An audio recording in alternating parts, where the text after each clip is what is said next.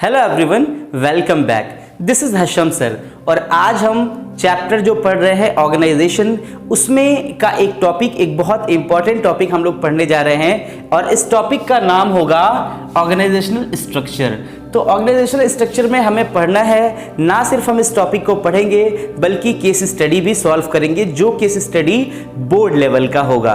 तो आप लोग जो भी चैनल पर नए हैं जल्दी से चैनल को सब्सक्राइब कर लीजिए और साथ ही साथ बेल आइकन को प्रेस कर लीजिए ताकि आपको इंपॉर्टेंट क्लास का नोटिफिकेशन मिलता रहे। तो आइए हम शुरू करते हैं। ये क्या है, ये हमारा टॉपिक जो है ऑर्गेनाइजेशनल स्ट्रक्चर क्या है, इस चीज को हम पूरा समझाएंगे। लेकिन उसके पहले भी हम आपको बता देना चाहते हैं, ये बोर्ड पे जो लिखा हुआ है ये बहुत इंपॉर्टेंट नोट्स है, तो आप इसका स्क्रीनशॉट ले लीजिए, फिर मैं आपकी पढ़ाई शुरू करता हूं। आइए जल्दी से 1 सेकंड के अंदर ले लीजिए आप स्क्रीनशॉट। चलिए, एक्सपेक्ट करता हूं आपने स्क्रीनशॉट अब तक ले लिया होगा। सबको अपनी नोट्स में ये लिखना जरूर है, आप अपनी नोट्स में इसको नोट करते रहें, अदरवाइज आपको बहुत प्रॉब्लम होगा क्योंकि ये बहुत इंपॉर्टेंट टॉपिक्स हैं, ये बहुत इंपॉर्टेंट नोट्स है, बिल्कुल जिसको कहते हैं कंक्लूजन। वो चीज़ें आपको मैं बता रहा हूं और एग्जैक्टली मैंने वही लिखा हुआ है और इसके बाहर कुछ नहीं आना है एग्जाम में, ये आप जान करके चलिए। बात करेंगे सबसे पहले ऑर्गेनाइजेशनल स्ट्रक्चर क्या होता है, तो इसका डिफिनेशन मैं आपको समझाऊंगा, मैंने ऑलरेडी लिखा हुआ है और वो भी इसको कैपिटल लेटर में लिखने की वजह है ताकि आप प्रॉपर समझ पाएं। एक एक लाइन का, एक एक मीनिंग का मतलब आपको समझना है, तब जाके कॉन्सेप्ट क्लियर होगा। लिखा हुआ है an organisational structure shows the authority and responsibility. क्या कहा जा रहा है कि जो एक ऑर्गेनाइजेशनल स्ट्रक्चर होता है उसका क्या काम होता है, बताया गया उसका काम ये होता है कि वो शो करे, क्या करे, shows the authority and responsibility, यानी शो करेगा अथॉरिटी को यानी अधिकारों को, रिस्पॉन्सिबिलिटी को यानी जिम्मेदारी को, रिलेशनशिप यानी संबंध को किसके बीच, between various position in the organization and also clarifies who will report to whom, यानी बताया जा रहा है between various position। आप एक स्कूल का एग्जांपल लेकर के समझे, मैंने पिछले चैप्टर्स में भी कई सारी क्लासेस में स्कूल को एग्जांपल बनाया है। आपको क्या समझाया गया, कहा गया है ऑर्गेनाइजेशनल स्ट्रक्चर वो स्ट्रक्चर होता है जिसमें अथॉरिटी एंड रिस्पॉन्सिबिलिटी रिलेशनशिप जो होता है वेरियस पोजीशन के बीच में वो ऑर्गेनाइजेशन में, और ये भी क्लैरिफाई करता है कि who will report to whom, यानी ये बिटवीन वेरियस पोजीशंस का मतलब क्या हो गया। आपको एग्जैक्टली स्कूल में आपके पता होता है कि प्रिंसिपल कौन है, टीचर कौन है, प्यून कौन है, क्लर्क कौन है और आपका स्कूल का मैनेजर कौन है, ये सब एग्जैक्टली पता होता है। तो क्या किया जाता है ऑर्गेनाइजेशनल स्ट्रक्चर में, बस यही सीन है। कहा गया है अथॉरिटी एंड रिस्पॉन्सिबिलिटी उनकी बताई जाती है और वेरियस पोजीशंस के बीच में, और साथ ही साथ ये भी बताया जाता है कि who will report to whom, यानी कौन किसको रिपोर्ट करेगा। अब एक अगर टीचर है तो वो प्यून को रिपोर्ट तो नहीं करेगा, एक प्रिंसिपल है तो वो टीचर को रिपोर्ट तो नहीं करेगा, एक क्लर्क है तो वो टीचर को रिपोर्ट तो नहीं करेगा। इसका मतलब है कि क्लर्क को रिपोर्ट करना है मैनेजर को, प्रिंसिपल को रिपोर्ट करना है मैनेजर को, टीचर्स को रिपोर्ट करना है प्रिंसिपल को। ये सारी चीजें यहां पर क्लैरिफिकेशन होता है जिसको हम कहते हैं ऑर्गेनाइजेशनल स्ट्रक्चर। बहुत प्यार से समझते रहिएगा, बहुत इजी भी लगेगा आपको क्योंकि इस पर केस स्टडीज भी करना है, इसलिए इनके सिम्टम्स को जो मैं बता रहा हूं इन सिम्टम्स को याद रखिएगा और जैसे ही मैं केस स्टडी शुरू करूंगा तो इन सिम्टम्स को पहचानिएगा और जैसे ही केस स्टडी में पढ़ना शुरू करता हूं और आप फटाफट उसका आंसर देना शुरू कर सकते हैं मुझसे पहले। उसके बाद बात करेंगे टाइप्स ऑफ ऑर्गेनाइजेशनल स्ट्रक्चर की, तो जिसमें गिवन है, कहा जा रहा है फंक्शनल स्ट्रक्चर होता है और होता है आपका डिविजनल स्ट्रक्चर। तो आज की क्लास में हम दोनों कवर नहीं करने वाले हैं, डिविजनल स्ट्रक्चर हम कल की क्लास में पढ़ेंगे यानी नेक्स्ट क्लास में पढ़ेंगे, और आज हम देखने वाले हैं, क्या देखने वाले हैं, आपका फंक्शनल स्ट्रक्चर। तो फंक्शनल स्ट्रक्चर के लिए क्या डेफिनेशन होता है वो भी समझते हैं। गिवन है फंक्शनल स्ट्रक्चर क्या होता है, समझिए। कहा जा रहा है it is an organisational structure, ये कुछ और नहीं है, एक ऑर्गेनाइजेशनल स्ट्रक्चर होता है। अब मैं आपसे बार बार कह रहा हूं कि जिसने भी स्क्रीनशॉट अब तक नहीं लिया है वो फटाफट से ले ले, ये नोट्स बहुत इंपॉर्टेंट होने वाली है आपके लिए। क्या कहा गया, कहा जा रहा है it is an organisational structure.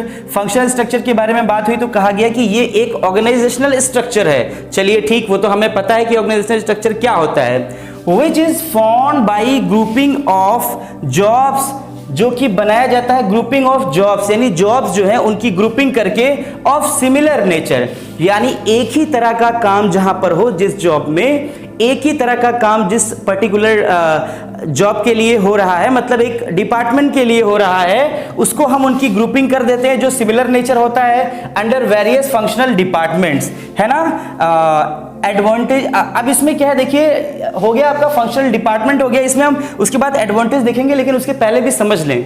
अगर हमने कर दिया, क्या कहा गया इसका मतलब आप समझिए, आपका कॉमर्स डिपार्टमेंट कैसे बनके तैयार होता है।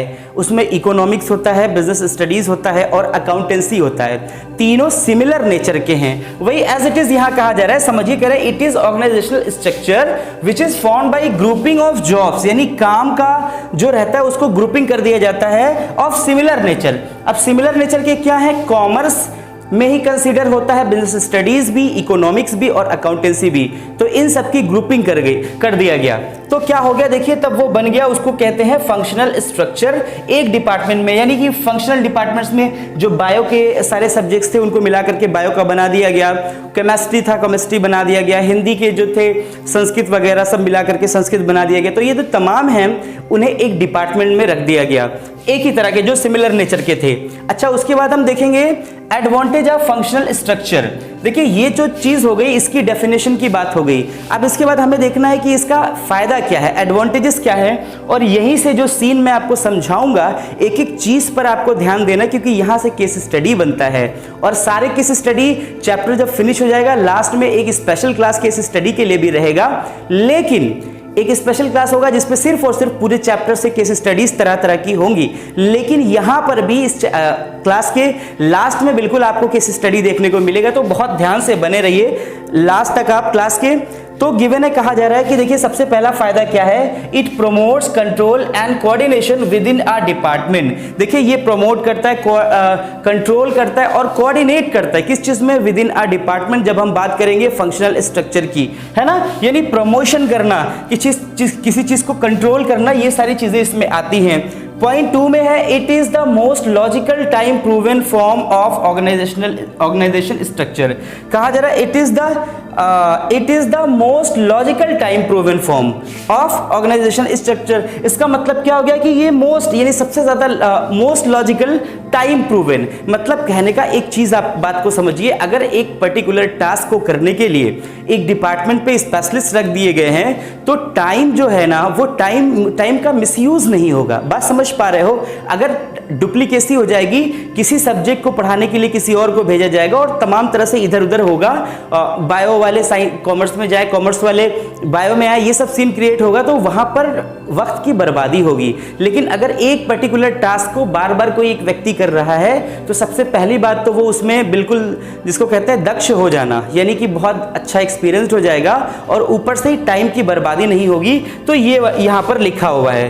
तीसरा, it leads to minimal duplication of efforts which results in economies of skill and this lower cost. भाई जाहिर सी बात है, it leads to minimal duplication of efforts. अगर आपने डिपार्टमेंट बना दिया है, कॉमर्स डिपार्टमेंट, साइंस डिपार्टमेंट और तमाम सब्जेक्ट के डिपार्टमेंट बना दिए हैं, तो जाहिर सी बात है डुप्लीकेशन ऑफ वर्क का कोई सीन ही नहीं है।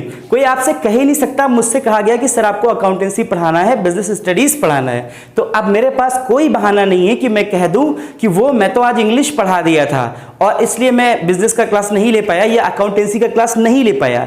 तो मतलब क्या समझ में आया, आप समझे, काम का डुप्लीकेशन नहीं होगा। अब ये सब डुप्लीकेशन जैसे वर्ड्स अगर आपको केस स्टडी में मिल जाए, तो फटाफट से आपको पकड़ लेना है कि यहां पर डुप्लीकेशन नहीं हो रहा है, इसका मतलब है कि फंक्शनल स्ट्रक्चर की बात हो रही है। अब ये देखेंगे डुप्लीकेशन ऑफ वर्क नहीं हो पाता है। दूसरी चीज उसके बाद क्या है, विच results in economies of skill. भाई जाहिर सी बात है स्किल इकोनॉमीज होगा, एंड दिस लोअर कॉस्ट। इससे क्या होगा कि आपकी कॉस्ट जो है, पैसे बर्बाद नहीं होंगे, मिसयूज नहीं होगा, जो काम जिसको दिया जाएगा वही करेगा, तो टाइम बचेगा, तो इससे कॉस्ट जो है वो लोअर हो जाएगी। किसी भी पर्टिकुलर प्रोडक्ट की जो कॉस्ट होगी वो लोअर हो जाएगी, और इससे आपका फायदा होगा कि कॉस्ट कम होने की वजह से आपको फायदा ज्यादा आएगा। उसके बाद कहा गया अगला क्या फायदा होता है, it ensures that different function get due attention. अब इसमें क्या है कि एक बात यह भी है कि सुनिश्चित हो जाता है कि एक पर्टिकुलर जो फंक्शन होता है उसको अटेंशन मिलता है। क्यों? क्योंकि एक पर्टिकुलर डिपार्टमेंट के लिए एक पर्टिकुलर हेड होता है, तो उस डिपार्टमेंट पे पूरा केयर करता है। जो भी चीज़ हो, जिस भी कंपनी की आप बात ले लो, जिस भी स्कूल की बात ले लो, अगर एक डिपार्टमेंटेशन कर दिया जा रहा है तो उस पर्टिकुलर डिपार्टमेंट के लिए एक हेड बना दिया जाता है जो प्रॉपर वे में उसका ध्यान देता है।